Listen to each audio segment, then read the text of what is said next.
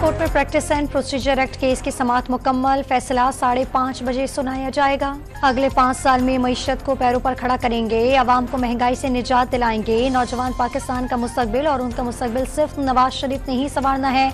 सदर नून लीग का नौजवानों के नाम पैगाम। सारे तजुर्बे फेल हो गए, सिर्फ नवाज शरीफ का तजुर्बा कामयाब रहा। मरियम नवाज की लाहौर में कारकुनों से गुफ्तगू।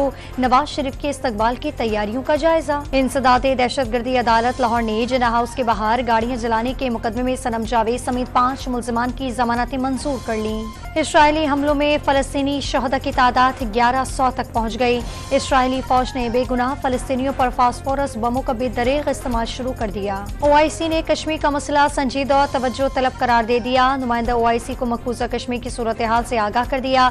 भारत ने मकबूजा वादी में गैर कानूनी कब्जा कर रखा है। सेक्रेटरी खारजा की प्रेस कॉन्फ्रेंस। कराची के इलाके शाह फैसल कॉलोनी में मुनहदम इमारत में अमवात की तादाद 5 हो गई, जहां बहक अफराद में 4 मजदूर और 1 राहगीर शामिल। कराची के इलाके शाह फैसल कॉलोनी में मुनीर नदी में नहाते हुए 2 बच्चे डूब गए। रेस्क्यू अमला तलाश में मसरूफ। गैस सारिफीन पर 39% तक का इजाफी बोझ डालने की तैयारी। घरेलू सारिफीन के लिए गैस 172% तक महंगी करने की तजवीज। और क्रिकेट वर्ल्ड कप के 9वें मैच में भारत और अफगानिस्तान मद्दे मुकाबिल। अफगानिस्तान के इब्तदाई 3 विकेटें जल्दी गिरने के बाद कप्तान हशमतुल्लाह शहदी और अजमतुल्लाह उमरजई की निस्फ सेंचुरियां।